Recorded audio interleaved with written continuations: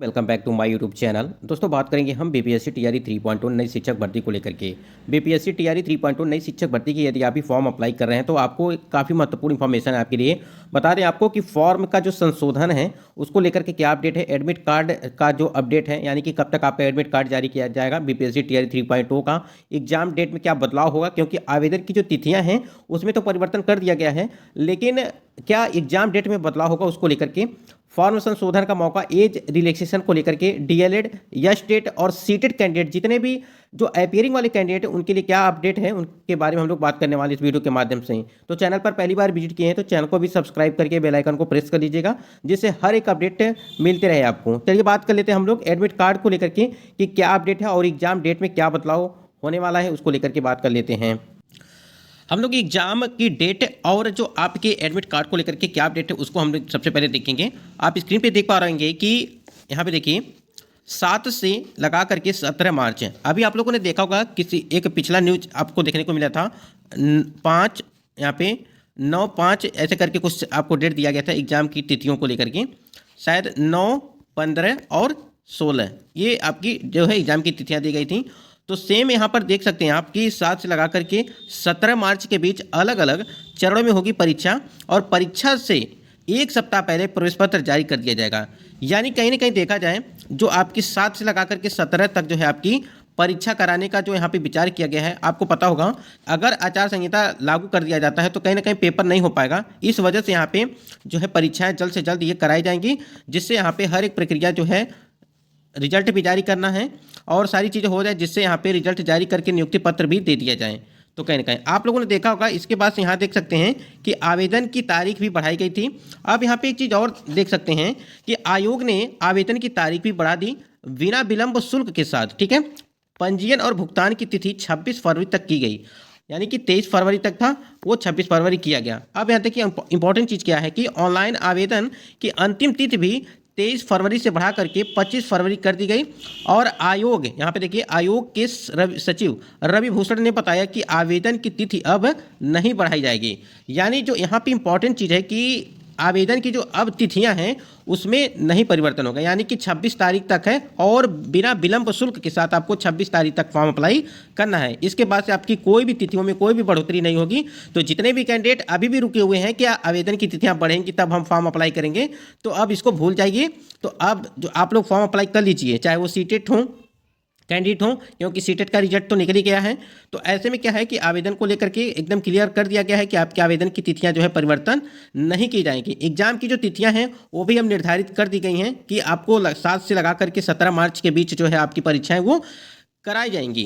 लेकिन एक चीज़ और है यहाँ पे एडमिट कार्ड को लेकर के, तो एक सप्ताह पहले यानी कि बहुत ही जल्द आपको एडमिट कार्ड भी, अगर ये परीक्षा आप देख सकते हैं कि अगर ये परीक्षा 7 से लगा करके 17 मार्च के बीच कराई जाती है तो आपको ये मतलब कि आज है आपका 24 तारीख, ठीक है, तो यानी कि फरवरी के 28 या 29 तक जो है आपको हो सकता है कि आपका एडमिट कार्ड वो देखने को मिल सकता है। ठीक है, तो ऐसे में जितने भी कैंडिडेट हैं अब टाइम इनके पास नहीं है, तो इसलिए यहाँ पे फॉर्म अप्लाई कर लीजिए और परीक्षा बहुत ही जल्द आपकी कराई जाएगी। डेट भी दे दिया गया है कि 7 से लगा करके 17 मार्च तक।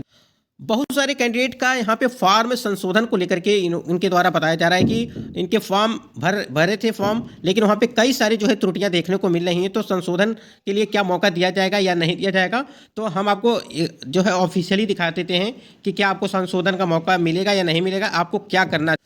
स्क्रीन पे आप देख पा रहे हैं कि यहाँ पे देखिए ऑफिशियल है, नोट में लिखा हुआ है कि वैसे अभ्यर्थी जिन्होंने ऑनलाइन आवेदन की प्रक्रिया पूर्ण कर ली हो फिर भी किसी त्रुटि के दृष्टिगत अपना आवेदन कैंसिल करना चाहते हों, वे ऑनलाइन आवेदन की अंतिम तिथि के पूर्व अपने एप्लीकेशन के कैंसिल करते हुए उसी मोबाइल या ईमेल आईडी से दूसरा रजिस्ट्रेशन एवं नए सिरे से परीक्षा शुल्क का भुगतान करके आवेदन की प्रक्रिया पूर्ण कर सकते हैं।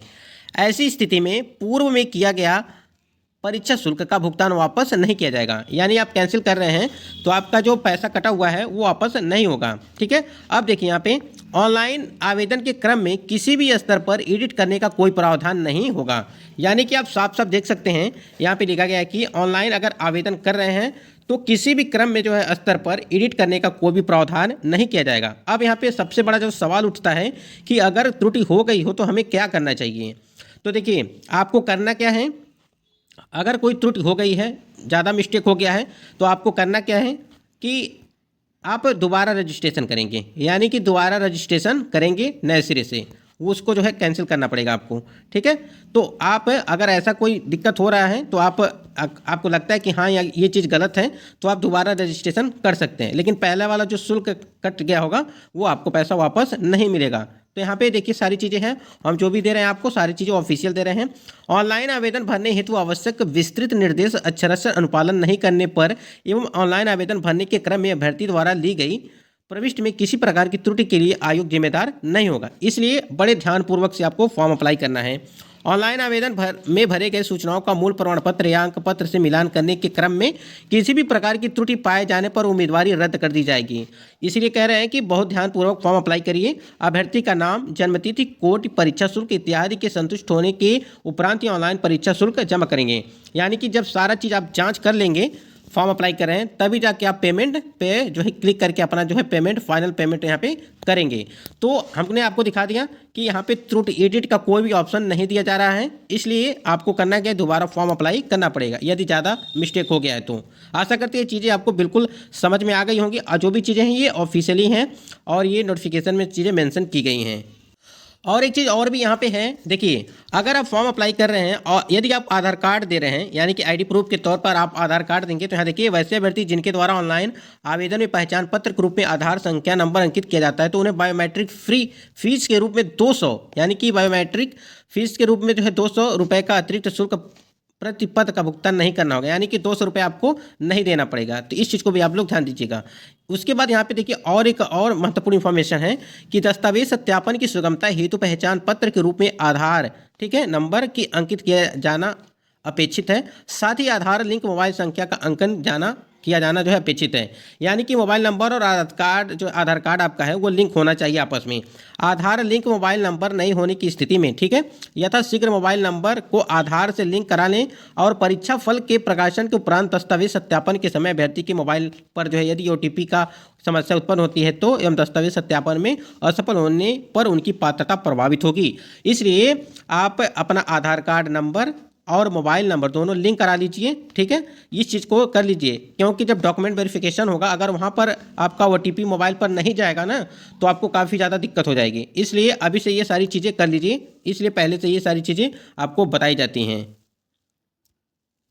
यहाँ पे हम लोग थोड़ी पासिंग मार्क्स की बात कर लेते हैं, क्योंकि यहाँ देखिए भाषा अर्हता को लेकर के क्वालिफाइंग पेपर है और सभी विद्यालय अध्यापक के लिए ली जाने वाली लिखित परीक्षा जो है वो MCQ होगी। इसको आपको पता ही होगा, MCQ होगा ये चीज़ें।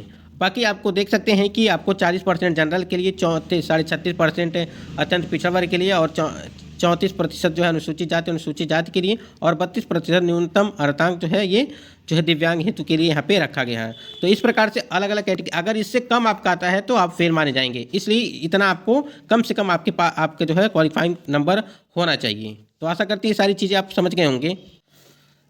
DLED जो 2022-24 वाले कैंडिडेट हैं, जो 2022 और 24 वाले कैंडिडेट हैं, ये भी लगातार मांग कर रहे हैं। जैसे ये स्टेट वाले कैंडिडेट मांग कर रहे हैं, ये स्टेट अपीयरिंग वाले कैंडिडेट मांग कर रहे हैं, ये वाले कैंडिडेट, और जो एज रिलैक्सेशन को ये कैंडिडेट, और DLED जो आपका 2022 और 24 सेशन वाले कैंडिडेट हैं ये भी मांग कर रहे हैं कि यहाँ पे इनको मौका दिया जाए, क्योंकि यहाँ पे के पाठक जी ने बताया था कि DLED वालों को जो है मौका दिया जाएगा।